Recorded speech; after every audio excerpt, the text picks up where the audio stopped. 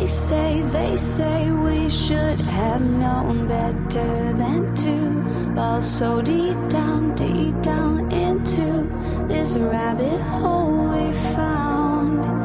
And I was thinking. Hi, this is Nikolai, and you're listening to my dad, Rafal, co-host James Jardine, and featuring Mr. Jim Tiller on the one and only Down the Security Rabbit Hole podcast. Plug in, listen up, and enjoy. Deep into this pool of regrettable situations. Pitch black, think back to the last time that we were happy. All right, good morning, good afternoon, and good evening. Welcome down the Security Rabbit Hole to yet another edition of the Down the Security Rabbit Hole podcast. This is Raf. I've got two good friends joining me this week. Welcome to your favorite cybersecurity podcast. Happy Tuesday when you're listening to this. And this is going to be another one of those fun episodes where just grab some friends. We'll talk about something interesting, and a topic always rears its head. Let's do some quick intros. We'll start with Michael. You go first. Hey, Raf, thanks for having us, man. Good to see you. Michael Farnum, CEO of Cybersec Community, co-founder of Cybersec Community, along with my buddy Sam here. Okay, Sam, your turn. Yeah, so I'm co-founder here, and I do a whole lot less than Michael does, but I am responsible for the content and speaker lineup and all that kind of good stuff for the conference that we do. And I also have a day job. So I work for Dragos during the day, and have been in the industrial sector for a very long time now.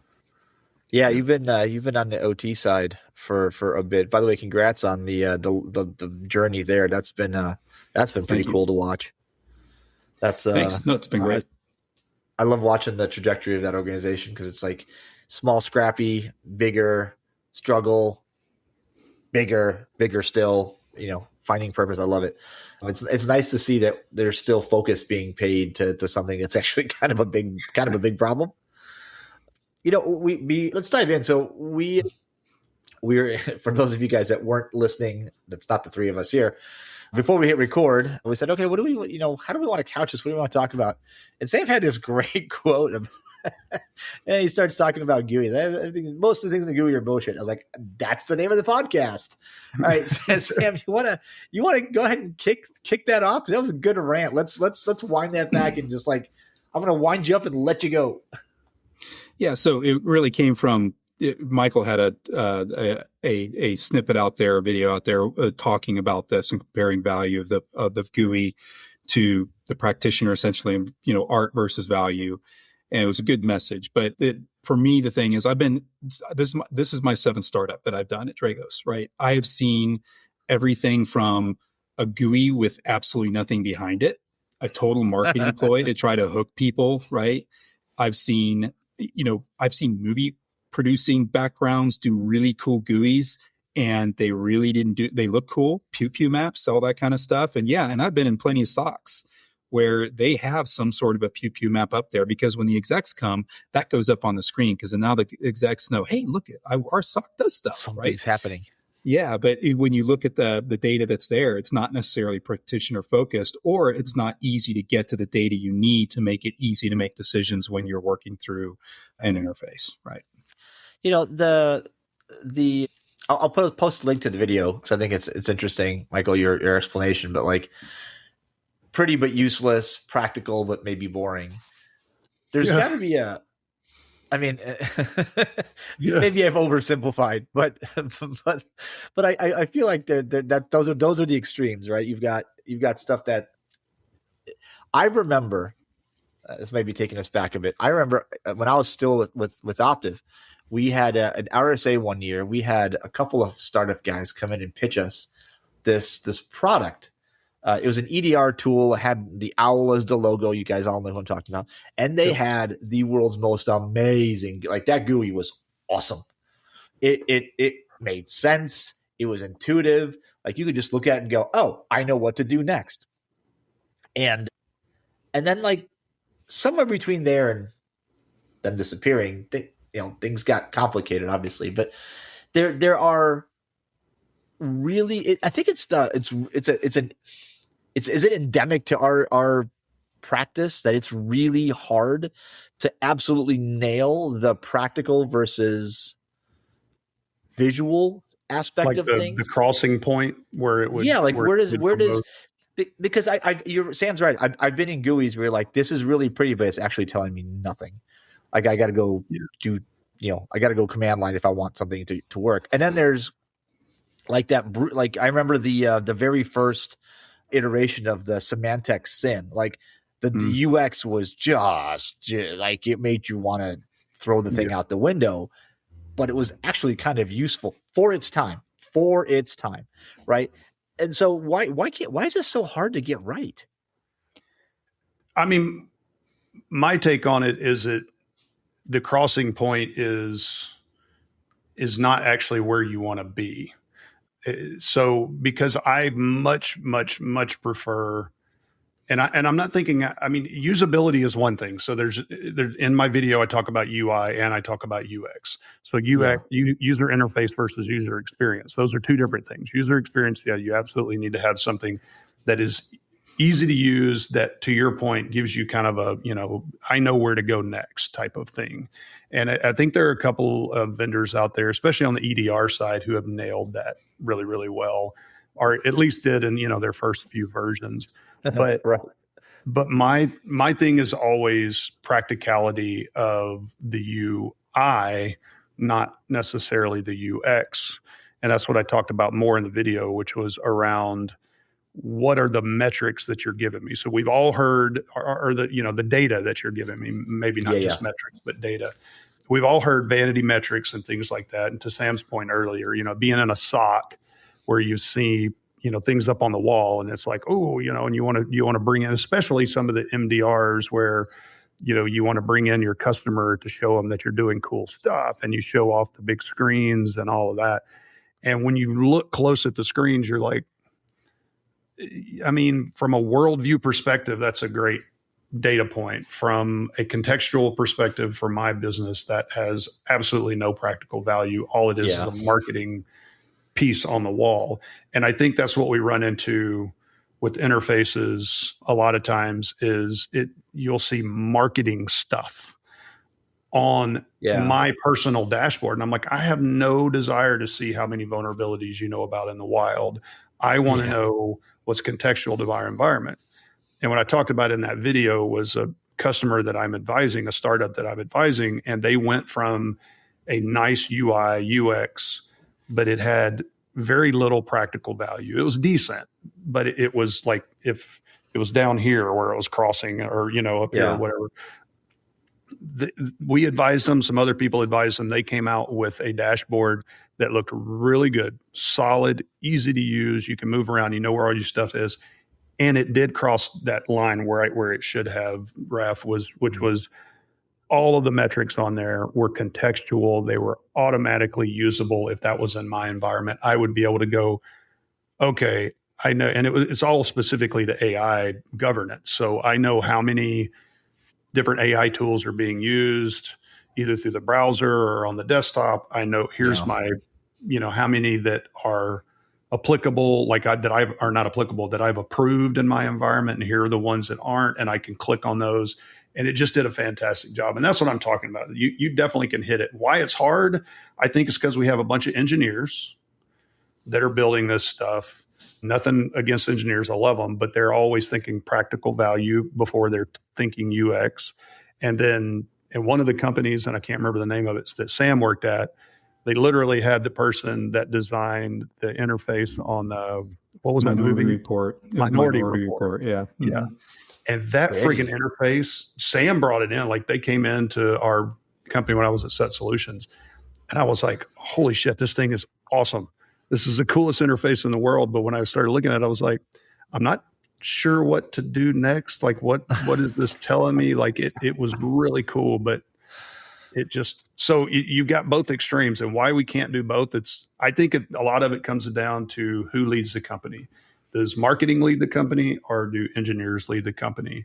And if you can't find somebody with both mindsets to bring that in the middle, then you're going to run into one extreme or the other. But I might argue too, though, user engagement, right? I mean, really what you want is the end user's input as what they, and that's the other problem with those, right? It's, you have users that have different ways of working. So, one SOC's going to work a little different than the other. And so that, that interface might look a little different, or the things that they want to see. So it becomes complex. So the best thing to do is have something that's very flexible on the back end that you can easily engineer or create on the front end, so that you can easily find that value that are specific to your users, right? Everything you guys are saying, do you guys remember ArcSight? Oh, yeah. I've done a bunch of ArcSight work. Built by engineers for engineers only. Amazing piece of kit, but you handed it to a customer and they'd be like, and all of them said the same thing. I have no idea how to make this work. But you just buy a $25,000, you get a use case done, no problem, right? So it reminds me of Archer, Iris, on the GRC side. Exactly the same thing. Yes. Yeah, and it's still around, and it's a massive ton of value in it, but it takes so much work to get anything out of it and to put in the right modules and everything else. It's interesting the extent to which the team that runs product has to really be keen on the functionality is driven by an engineering, and make sure you get your product requirements a good feedback channel from your customer and your users. I've seen good versions of that, and I've seen bad versions of that. I think in bad versions of that, on the extreme, customers drive, and it's kind of useless, but for different reasons, right? Where it's just too specific for some use cases. It's impractical to be used in what you're trying to build versus what somebody wants it to be. Let's take the SIM, for example. That's the one that gets beat up on all the time, right? Like, what do you want to see? What is it supposed to do? How do you make it do what you want? Ticketing platforms, SOARs. You were talking CTEM earlier, like all these things. You have to strike that right balance. And it's not necessarily 50-50, I don't think. I'm willing to give a little bit of like visual pleasantry for the fact that it can actually do something. But like going back as far as I can remember, guys, us security people have historically said, GUI, I've got my command line, right? And now it's GUI, I've got my API, and now it's transitioning to API, I've got my MCP. Like it's moving, it's a moving target. We're not crazy on the technical side about the visuals of it, but somebody that cares. And it matters to people. Those that it matters to, it matters a lot to. Well, I've had conversations with startups that I'm like, you do not need, from a practical perspective, a UI. Like they were all integration. They were complete, like API integration. They were pulling telemetry. They were delivering that telemetry from one spot to another. And I was like, guys, if you create a dashboard, a reporting dashboard, nobody's going to use it, because what you're doing is moving its data from here, telemetry from here to this SIM. Everybody wants to view it in the SIM. You're redirecting engineering resources because you think you need this UI. Now, that being said, if you're a startup that's only doing that to that, you're probably not a product, you're a feature. However, right. This is like, don't waste your engineering resources on this, because all anybody's going to do is instrument you into their process, and they're going to use you from here to here. And that's all that you're going to be used for. So that begs a different question, because I have recently worked for a company that it's living that product living its most practical best life meant that people don't go in, like don't have that tab open or don't have that GUI open very often. Yep. Right. So, okay, I get it. You're essentially supplying data and metrics and actions and context and all these things into something else. Cool. But on the occasion that somebody did have to go into their GUI, it had to be ultra precise because they were going in there for a few specific reasons that were like, things that you can't do outside. And that was never well understood, in my opinion, right? That it was sort of, they built it to be general purpose and not for the specific use cases that you get the like 80% of the time. And so it felt like product management was saying, no, we want, like, I want you in this dashboard. And people were like, that's not how it's going to work. Give me these 3 use cases. Everything else I'm doing over here. And that was a big miss. And so you had this push and pull of, of customers wanting this, engineering releasing the product, releasing this feature. And you're like, why are these, like, you're supposed to be doing this. They were kind of doing this. Right. And it was very difficult to explain, but that's the other pratfall, I think, is knowing what it is that you, like, this comes back to me for like, what is it that you do? What's the value you deliver? And how do you provide value to your user? And there's, I can't remember how many times we said this on this podcast. There's too many people that suck at this that are in product management jobs. Yeah. Oh, I was going to bring that up. Absolutely. I know Sam gets that too. Like Sam and I had a very brief moment where we were both at HP together. And I don't know, Sam, if you remember this, like their product management departments they did not report into the product group that they were in. Yeah. So I would specifically. I remember those conversations, Michael. Yeah. I was at Fortify On Demand. The product manager worked for a product management group that reported up to a big higher level product manager or HP whatever. software. Yeah. Up higher. And it both drove us crazy and also proved to be very useful in some ways, because the fact that they did not rely, or they weren't beholden to the unit leader, the business unit leader, and they weren't beholden to the developers. They were beholden to the customer. Now, could that get out of hand? 100%. Like customers want stuff all over the place. They're like, their brains are going all over. They're trying to solve a billion problems. It's like they're going to ask for every feature under the sun. So you had to have a good product manager that would prioritize stuff and not do, we can have that next week for you type of thing. So that structure was interesting. But if you had a good one, and we did at HP Fortify On Demand, we had a really good product manager, Scott. He did a really good job of that. And he would put together, him and a guy named Dylan would put together a hell of a customer advisory board to do that. So if you got a good one, like it works out well. So I remember FOD. Those are some good days. I miss those days. Bad. Jason Haddix, Daniel Miesler, David Nestor, Greg Patton. I haven't talked to Nestor in forever, but I just had Miesler on the pod a couple episodes ago. That's how Miesler and I got to know each other really, really well, was working together there. So that was good days. Yeah.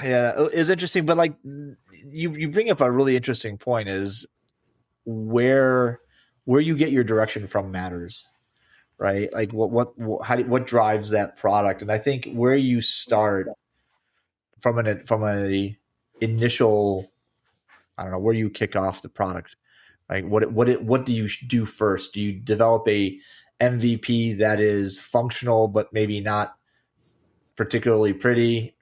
Or do you just go to show something that looks cool that doesn't actually function? Because I've seen both.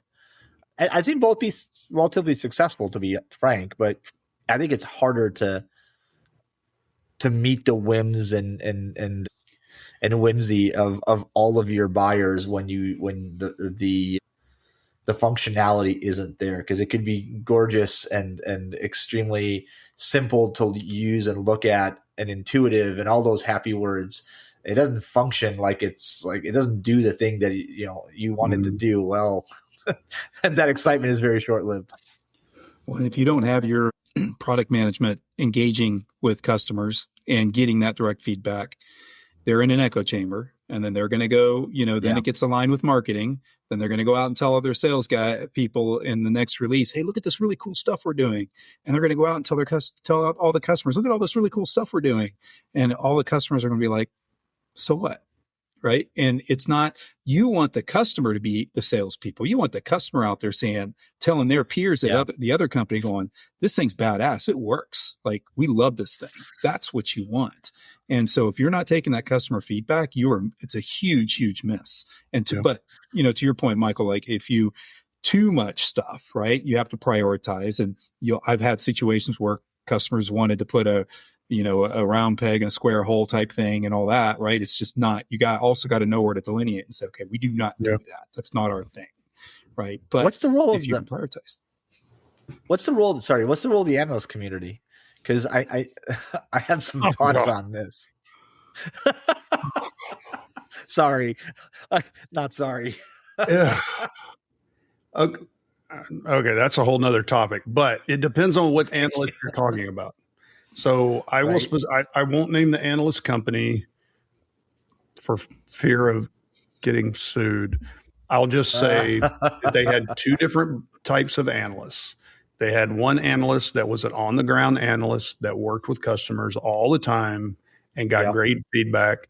And those are the analysts I loved and enjoyed to talk to, because almost all of them, I think to a T, all of them were former practitioners, and they moved into that kind of role, and they were considered like junior analysts, but they were the ones that actually knew what was going on. Then you had the analysts that were in their ivory tower. They come up with fancy names for stuff and like have no clue. It's basically, and this is no shade on like people in education or stuff, but a lot of times they're just not burdened by practical or real reality, right? And so you can come up with really cool stuff that way. Like if you're not burdened by that, then, really good stuff can come out of it. But if all you're doing is just coming up with stuff and like looking at trends and not really having good practical discussions. And I've talked to these folks before, those ivory towers, and they don't listen. All they do is want to talk, a lot of them. Yeah. And so I did analyst relations at Alert Logic with Misha, and I had very bad experiences to where I wanted to take a shower with some of the people at the top. But the people on the ground, like those are fantastic analysts, and I would get so much value out of them, as much or more than I gave to them, I would get back. I don't know what to make of that. You saying you wanted to take a shower with the people at the top, like that doesn't after I talked to them. Thanks, Sam. Somebody I should have been clear. You. Thank you very much. Thank you, Sam. I should have been more clear after the fact. Speaking of adding value. I mean, it's a $10,000 bill, or you have to take a shower. I don't know. No. We probably need to cut that part out. No, there's no cuts. I'm sorry. You're stuck with it. You said it. It's out gosh. All right. There went my career. But listen, I totally get though. As you were talking, I was like, yes, we have so many academics that end up in those roles, and it's just academic exercise, right? You get a PhD in something, and then you go join an analyst firm as a senior somebody, and suddenly you're giving advice to people that are looking at you going, that's not how that works. And you're like, no, but that's how it should work. You're like, no, that's like, I've had those conversations too, to be fair. I did ARPR when I was at HP, and man, there are conversations that Celeste brought me into that I don't, sometimes you just sit there and go, I have nothing to add to this, because the only thing I'm going to say is you're an idiot. There were so many of those where you just sort of go, what? Are we? Am I being punked right now? Where's Ashton Kutcher? Like, what's happening?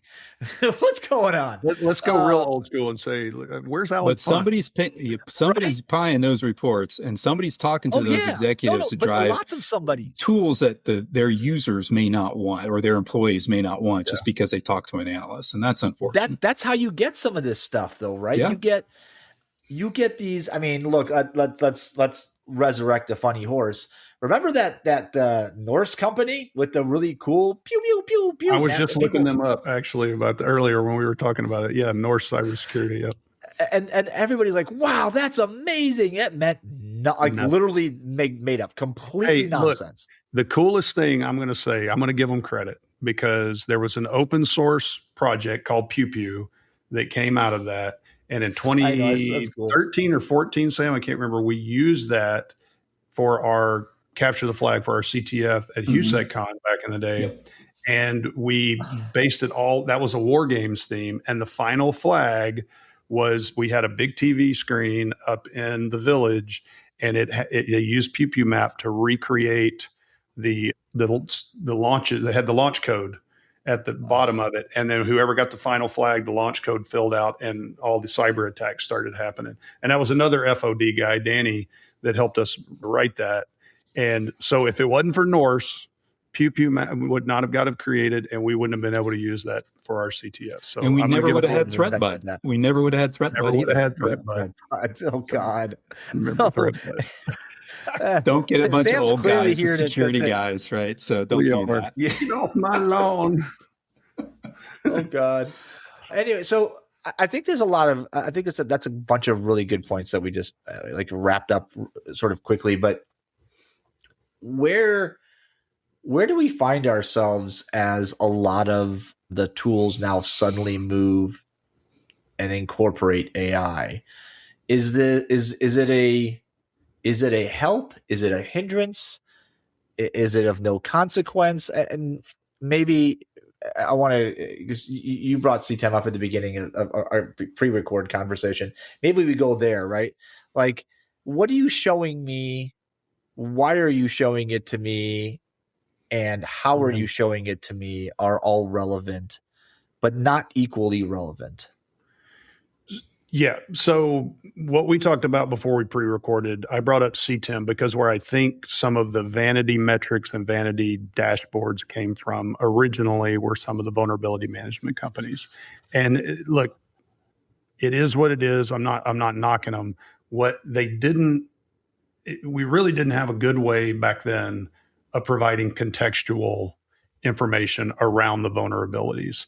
Like the tech just didn't exist where you could really dig in. It was very much I'm going to scan, or the closest you could come with contextual information was being able to have a vulnerability management company that had an agent that would go on your desktop. But that still didn't provide good contextual information. And so what you had to do is you had to have an ability to have agents, and you had to have the ability to scan everything, not just endpoints, but all your network devices and all that. And then you had to bring all of that together to give you some kind of context so you could prioritize. But generally, prioritization all came around what the CVSS score was on it or whatever, right? This was a 10, so you got to take care of it, even though in your environment it probably was a 2.3 or something, because it may not even existed in your environment.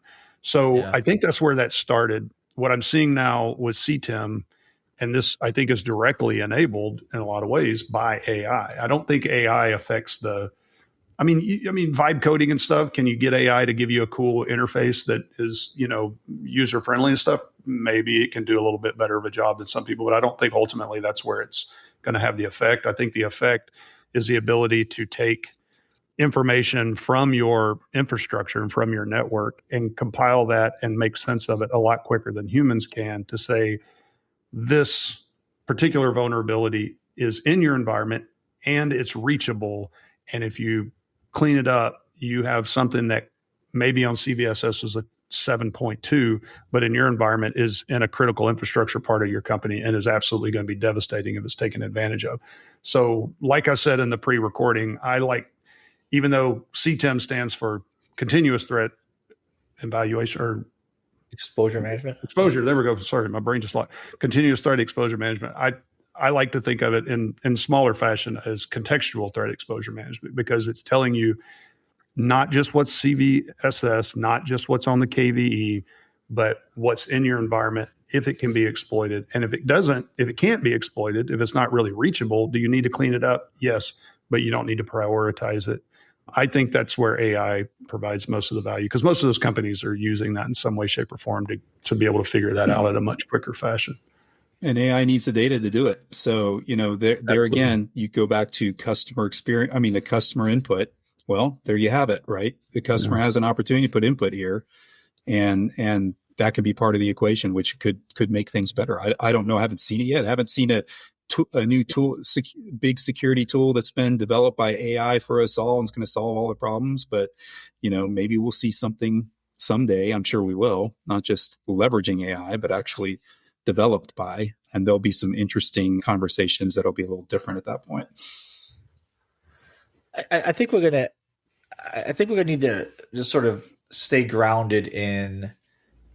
There are certain ways that we, as a user of anything, think. Like our brains go left to right, top to bottom, right? So the most important thing you're going to need to show me is in the top left-hand corner. That's where my eyeballs go first. That's just the way my brain is wired. Like that's just, and that's the same for a lot of people. Colors matter, spacing matters. The way things are laid out matter. I think the easiest thing to have an effect on somebody, at least for me, is to just give me an option between light mode and dark mode. Like if you only create one or the other, and I don't have an option because I love dark mode, but I know a lot of other people hate it and it messes with their eyes. To your point, like it has to do with user experience and being flexible, like Sam was saying earlier. But I think AI can help there just from a flexibility standpoint, but you're right. I mean, I think you kind of have to bring it down to some of those first principles instead of just saying, what can AI do to make this all flashy and everything? So, I know people, we tend to use UI and UX interchangeably in some places, and sometimes we treat them as the same thing. But I think the interface, the user interface, right, the way that the human or the intended user, it's not necessarily human anymore, it is able to interact, brings about the experience, right? So UX follows UI, I think, if I'm thinking through it logically, right? The experience is a result of the interface. So we have to have, like, there's certain rules that exist, not because for layout and cleanliness and contrast and colors and all the other things, but ultimately it's give me the thing that I care about the most, show me the workflows, show me the things that I need to do and why it matters and what it matters, and then give me an easy way to go do my work, whatever that work is. You think that's pretty intuitive, but that's actually kind of hard. Because you're designing for people. I mean, it's the one thing that you put forward and looks most logical. It's somebody's going to break it or somebody's going to do something different. That doesn't make any sense to me. You're dealing with, meat space instead of cyberspace. So it just is what it is. You think that's going to change? I wonder if that's going to change any as computers become the user for some of these things, like, right, computers using computers. Well, you don't need a GUI at that point, do you? You need gibber speak or whatever it's called, or that sounds like an API to me.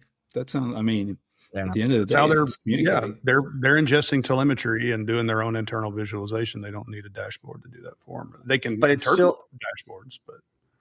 But so there's still a UI UX there, right? The interface is just an MCP server or an API library or something. The experience then is how practical and usable is that, right? Do you have to make 27 calls to get a task accomplished, or can you do it in one, right? So I liken it to, like, when we finally do reach having self-driving cars completely 100%.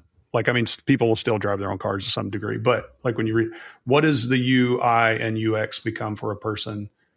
All they have to do is say, get me to here. And then the rest of the time you're watching a movie. It's the same thing with AI. Speaking to AI, I need to probably see a result, or I need to have some way of inputting, which, could just be me prompting over voice saying, I need this to happen. And you do what you're supposed to do and then give me the result. Same thing with driving from one place to another. I need to get to the grocery store. I'll create the best route. I'll get you there the most efficiently without tolls, let's say. And then once I get there, that's my end result. So to me, it's the same thing. Yeah. Hey, before we let you go, Michael, Talk to me about what you're putting on there. So I've got a shirt. Oh, you mean putting? Okay, I was confused. I thought so. Cyber. CSDR. So Cybersec Con. Yeah. So yeah, this is cyber without an E, if you can see that, because we're cool like that. Sam's because that's the hip thing to do. I got that's it. the hip thing to do. Well, the other thing I came up with is community yields better resilience. So that one's a cool thing. So if you can tell, he's the GUI designer on the team. I'm the GUI designer. Everybody else does the practical stuff. Yeah. No, Cybersec Con is a conference that we're running down here in Houston on September 15th and 16th of 2026 at the George R. Brown Convention Center. So Cybersec Con came out of HUSEC Con. So this was a conference that Sam and I started putting on way back in 2010. And the last one technically was last year in 2025.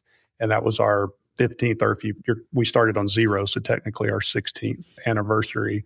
And Cybersec Con is our next iteration of that. The reason we changed the name from HUSEC Con to Cybersec Con is the HUSEC Con was very much a well-loved and respected, essentially a regional cybersecurity conference that we started that went from 120 people to last year we had over 3,000 people. But what we started to see was a whole ton of people coming from outside of Houston and outside of Texas. So we was like, we got to change this to show that we're a national cybersecurity conference. So I'm looking at my challenge coin case because I still have my HouseCon challenge coin in there. HUSECCon.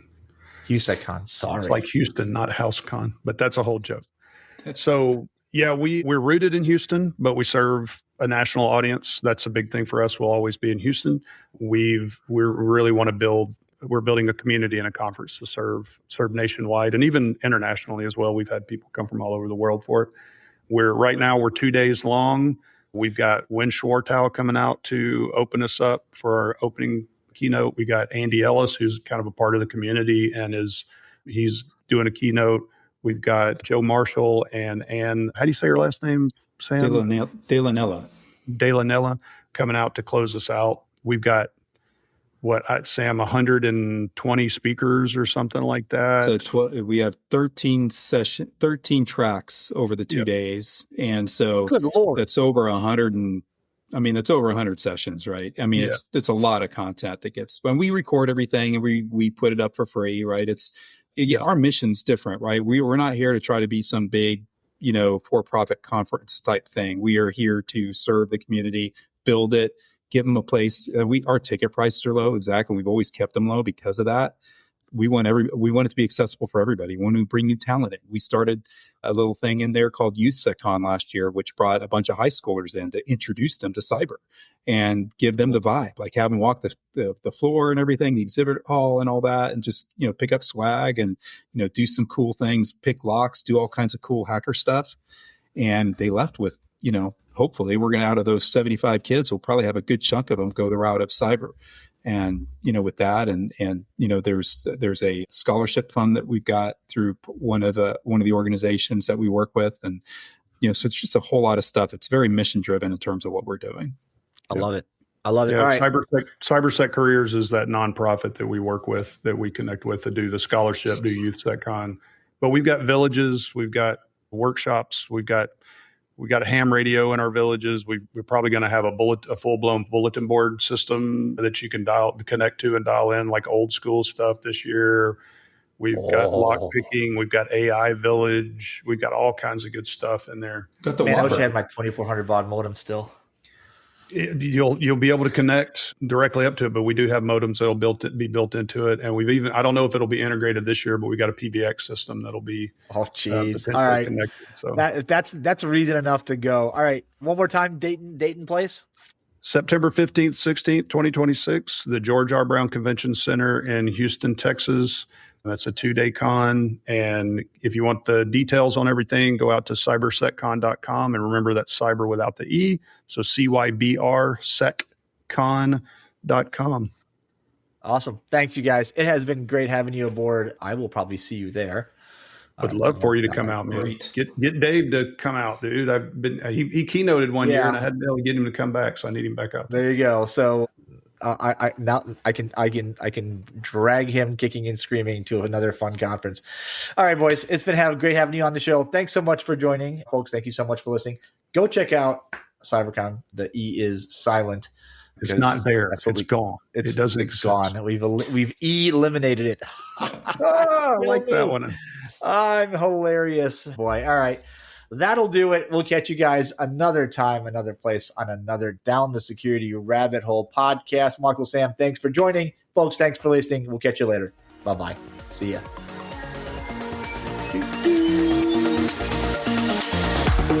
This is Bella. Thanks for listening. Don't forget to leave my dad a review and share this with your friends. Bye.